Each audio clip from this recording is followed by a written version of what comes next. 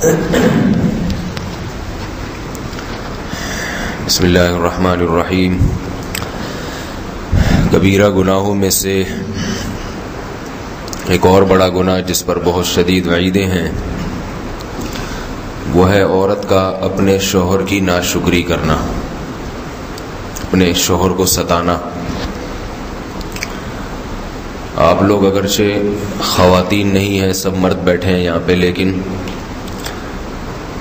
دو وجہ سے یہ بیان کر رہا ہوں۔ نمبر ایک، علم ہو جائے کہ گناہ کیا ہے۔ دوسرا، کم از کم اپنی بچیوں کی صحیح تربیت کریں۔ اور تیسری بات یہ کہ انٹرنیٹ پہ بہت ساری خواتین بھی سنتی ہیں شادی شدہ، جو شادی شدہ ہیں ان کو شوہر کا حق پتہ چل جائے، جن کی نہیں ہوئی تو ان کو پہلے سے پتہ چل جائے۔ اللہ کے رسول صلی اللہ علیہ وسلم نے فرمایا، لو كنت آمر احدا ان يسجد لاحد لامرت النساء ان يسجدن لازواجهن۔ اگر میں کسی کو حکم دیتا کہ سجدہ کرے تو عورت کو حکم دیتا کہ اپنے شوہر کے سامنے سجدہ کرے۔ اگرچہ اجازت نہیں ہے سجدہ کرنے کی، لیکن اگر ہوتی تو عورت کو حکم دیا جاتا۔ آج ہماری جو خواتین ہیں وہ یورپ سے بہت متاثر ہیں۔ میڈیا پہ اس قسم کی بحثیں چلتی ہیں کہ مرد اور عورت ایک دوسرے کے مساوی ہیں۔ دکھایا جاتا ہے ڈراموں میں، فلموں میں، شوہر کا جو تصور ہے وہ بوائے فرینڈ کا تصور پیش کر کے دکھایا جاتا ہے کہ شوہر وہ شوہر نہیں ہے، بوائے فرینڈ ہے وہ۔ تو بوائے فرینڈ والے ہی جیسے اس سے ریکوائرمنٹ ہوتی ہے نا جن چیزوں کی، تو آج کل خواتین کی یہی ریکوائرمنٹ ہوتی ہے۔ اللہ کے رسول صلی اللہ علیہ وسلم نے فرمایا، صحیح حدیث ہے، ایک صحابیہ کو آپ نے فرمایا، انت لا تستغنی عنہ، کہ تم اپنے شوہر سے مستغنی نہیں ہو۔ وہ اپنے شوہر کی شکایات کر رہی تھی کچھ، تو آپ نے تنبیہ فرمائی، کیا مطلب کہ تمہاری زندگی، تمہاری عزت، تمہارا معاش تمہارے شوہر سے وابستہ ہے۔ شوہر ہے جو کھلاتا پلاتا بھی ہے، شوہر ہے جو عزت کی حفاظت بھی کرتا ہے، شوہر ہے جو بیوی کو رہائش کا بندوبست بھی دیتا ہے، اس کی اولاد کا کفیل بھی ہوتا ہے۔ یہ اتنی بڑی نعمتیں ہیں، اتنی بڑی نعمتیں ہیں کہ عورت اس کا ساری زندگی بھی اگر ان نعمتوں کا شکر ادا کرتی رہے تو ادا نہیں ہوگا۔ اور یہ اس میں ایک مزید بات یہ کہ وہ بھکاریوں کی طرح نہیں دیتا، وہ یہ سمجھ کے دیتا ہے کہ یہ میری بیوی کا حق ہے، عزت کے ساتھ، محبت کے ساتھ کھلاتا ہے۔ تبھی تو کسی دن ناغہ کرے تو بیویاں لڑتی ہیں۔ بھکاری لڑ سکتا ہے کبھی کہ آپ نے مجھے روٹی کیوں نہیں دی؟ تو کتنی عزت کے ساتھ اس کو کھلاتا ہے، اس کو عزت دیتا ہے، ساری زندگی اس کی عزت کی حفاظت کرتا ہے، کوئی اس کی طرف آنکھ اٹھا کے نہیں دیکھ سکتا۔ عورت کو ایک تحفظ کا احساس ہوتا ہے کہ میرا شوہر ہے۔ تو یہ بہت بڑی نعمتیں ہیں، عورتوں کو ان نعمتوں کی قدر کرنی چاہیے۔ پھر اگر شوہر کی طرف سے کبھی کچھ اونچ نیچ ہو جائے تو برداشت کرنا چاہیے اس کو۔ خواتین برداشت نہیں کرتی۔ آپ صلی اللہ علیہ وسلم نے ارشاد فرمایا، صحیح حدیث ہے، کہ میں نے جہنم میں دیکھا، فوجدت اکثر اہلھا النساء، میں نے دیکھا جہنم میں عورتیں زیادہ ہیں۔ یا آپ نے صحابیات سے کہا کہ جہنم میں عورتیں زیادہ ہیں، تو صحابیات نے اس کی وجہ پوچھی۔ آپ صلی اللہ علیہ وسلم نے فرمایا، تکثرن اللعن وتکفرن العشیر، تم لعنت بہت کرتی ہو، ذرا سی کوئی کسی سے ہو جائے تو بد دعائیں ایک دم نکلنا شروع۔ اور دوسری وجہ بیان کی، شوہر کی ناشکری کرتی ہو۔ پھر اس ناشکری کی تفصیل بیان کی، فرمایا شوہر ساری زندگی کھلاتا ہے، ضرورتیں پوری کرتا ہے، کبھی کسی دن اس سے کوتاہی ہو جائے، اونچ نیچ ہو جائے تو عورتیں کہتی ہیں، ما رأیت منکم خیرا قط، ہم نے آپ کی طرف سے کبھی کوئی بھلائی دیکھی نہیں، آپ کے گھر میں ہمیں کچھ ملا ہی نہیں ہے۔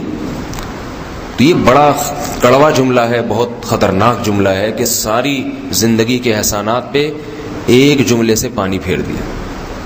تو اپنے گھروں میں اپنی بچیوں کی بھی تربیت کرنی چاہیے۔ بیٹیاں ذرا سی شکایتیں لے کر آ رہی ہوتی ہیں شوہر کی، تو مائیں بجائے سمجھانے کے اور کان بھرتی ہیں، اس میں اور کان بھرتی ہیں۔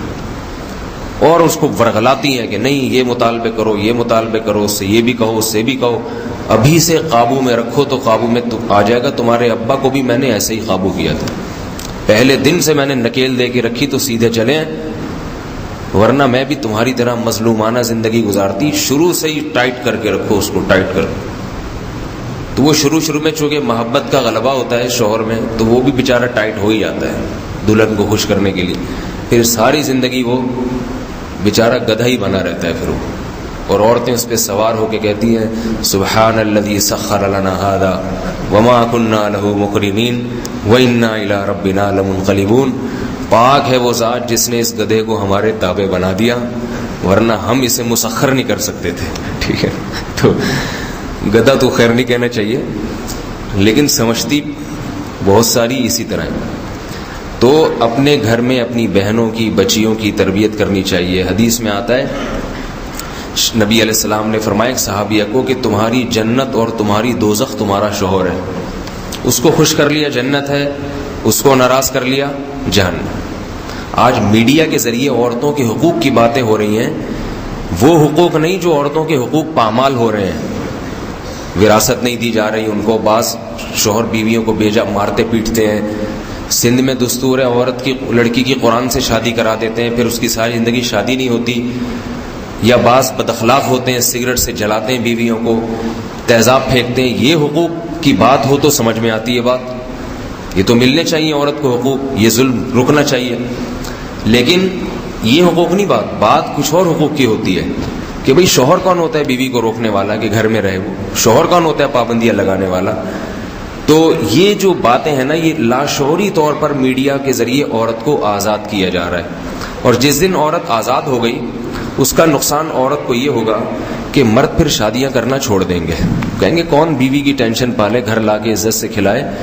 وہی حشر ہوگا جو یورپ کی عورتوں کا ہے، نہ کسی کی بیوی ہے، نہ کسی کی بہن ہے، نہ کسی کی ماں ہے، اور نہ جو ہے وہ اس کا کوئی کسی سے بیٹی ہے وہ کسی کی، بس وہ گرل فرینڈ ہے۔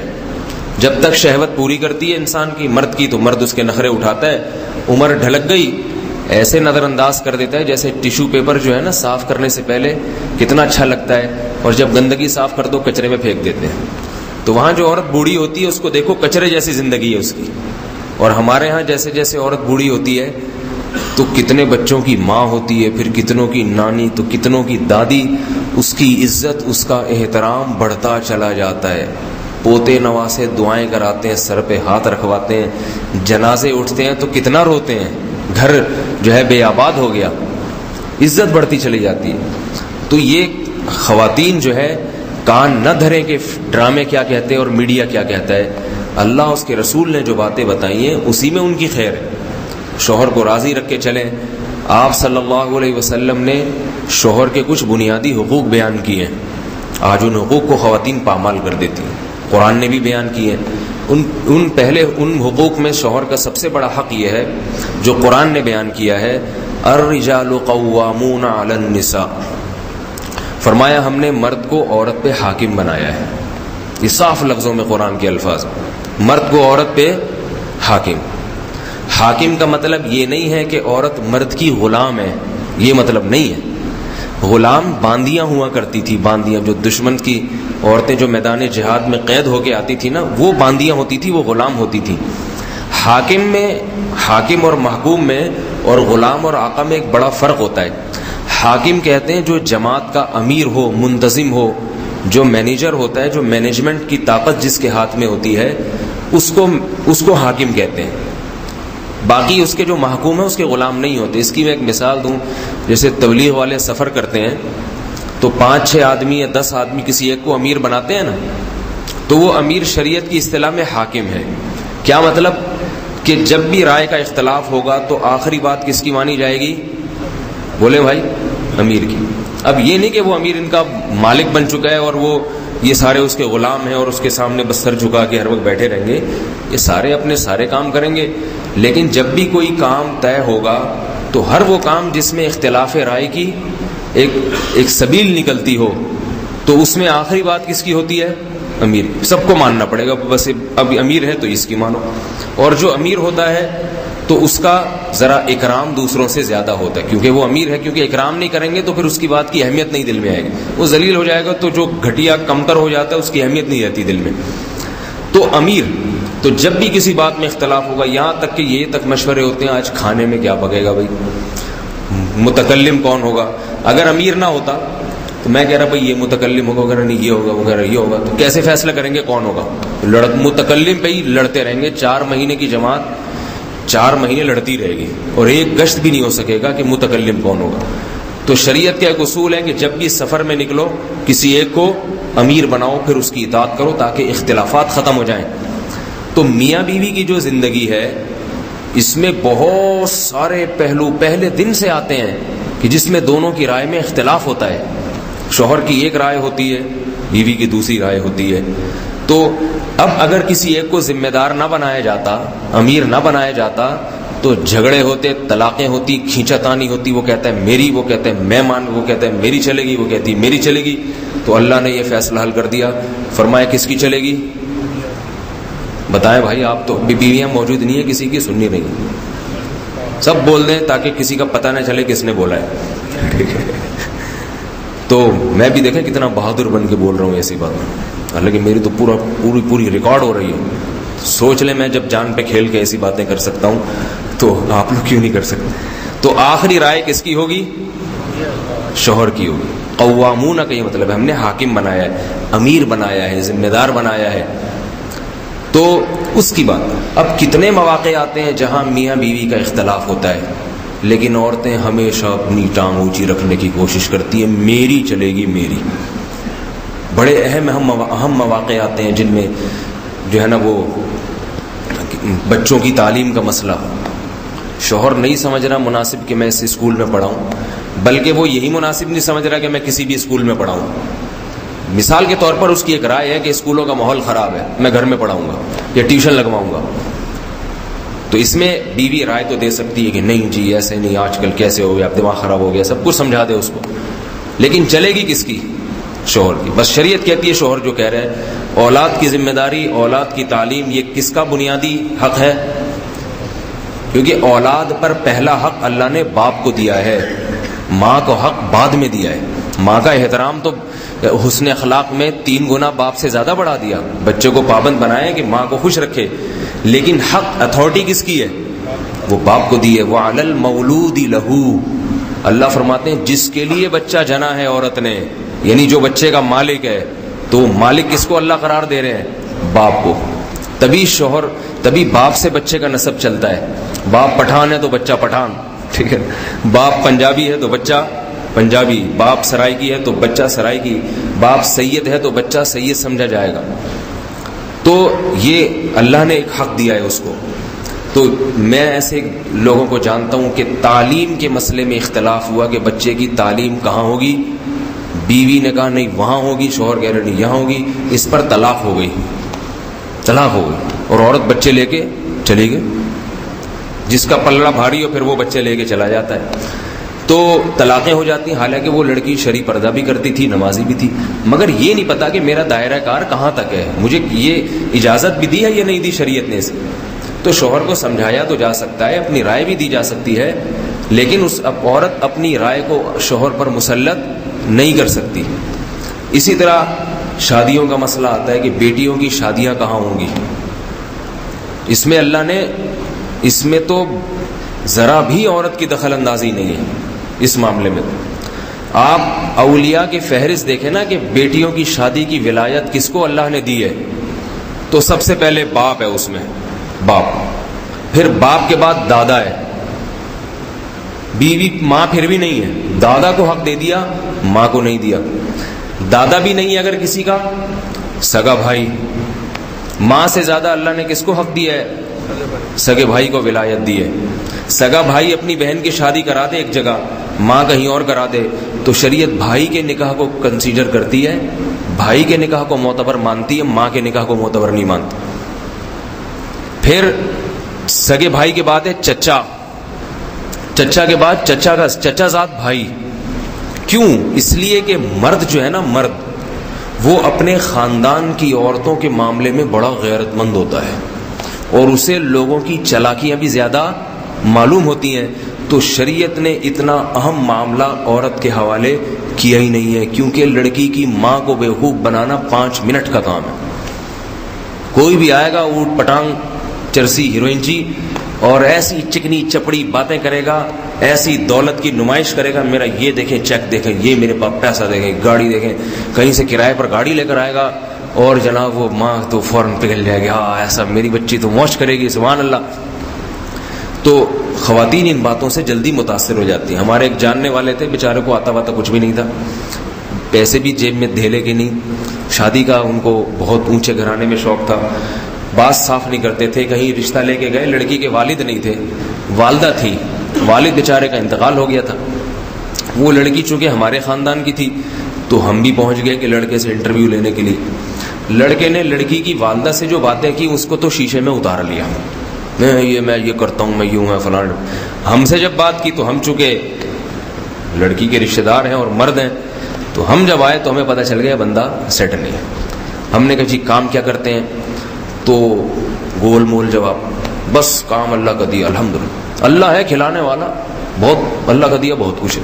او بھائی اللہ کا دیا بہت کچھ ہے نہیں، آپ بتاؤ، آپ سے جو پوچھا جا رہا ہے اس کا جواب دیں۔ آپ کے پاس شناختی کارڈ ہے؟ پتہ چلا شناختی کارڈ ہی نہیں بنا ابھی تک، محترم کو اتنی عمر ہو گئی شناختی کارڈ ہی نہیں بنا، وہ ہے بس یوں، دکھاؤ کدھر ہے۔ تو مرد کو بیوقوف بنانا ذرا، کیونکہ مرد نے خود کئیوں کو بیوقوف بنایا ہوا ہوتا ہے، پہلے اس کو پتا ہوتا ہے کہ یہ سارے حربے ہوتے ہیں، خود بھی تو کتنوں کو پتہ نہیں بیوقوف بنا چکا ہوتا ہے نا، تو اس کو پتہ ہے یہ بھی وہی حربے استعمال کر رہا ہے جو میں نے کسی زمانے میں، میں نے نہیں کیے تھے، اب مثال دے رہا ہوں، کسی زمانے میں استعمال کیے۔ اور غیرت مرد میں زیادہ ہوتی ہے، یہ اللہ کی طرف سے، کسی میں نہیں ہو تو ایک الگ بات ہے، بعض عورتوں میں غیرت زیادہ ہوتی ہے، دیندار ہوتی ہے، مرد بیچارے ایک نمبر کے بے غیرت ہوتے ہیں، گھروں میں پڑے رہتے ہیں۔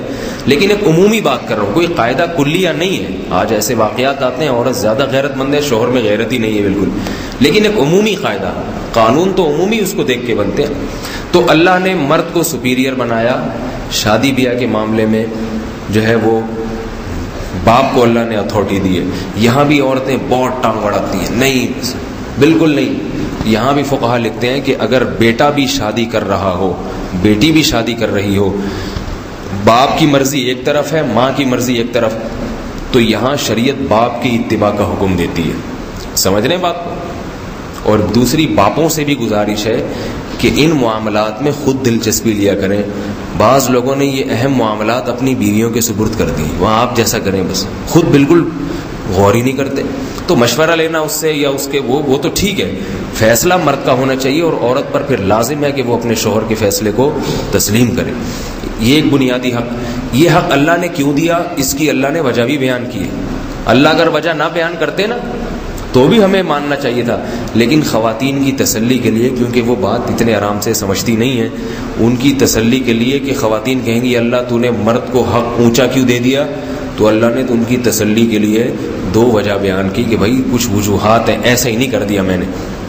فرمایا الرجال قوامون علی النساء، مرد کو ہم نے عورت پہ حاکم بنایا ہے 2 وجہ سے، بما فضل اللہ بعضهم علی بعض، ایک تو یہ کہ اللہ کا نظام ہے کہ اللہ بعض کو بعض پر فضیلت دیتے ہیں، دنیا میں کہیں بھی ایسا نہیں ہے کہ سب ایک ہی جیسے ہوں، پیغمبروں کو فضیلت دی نا اللہ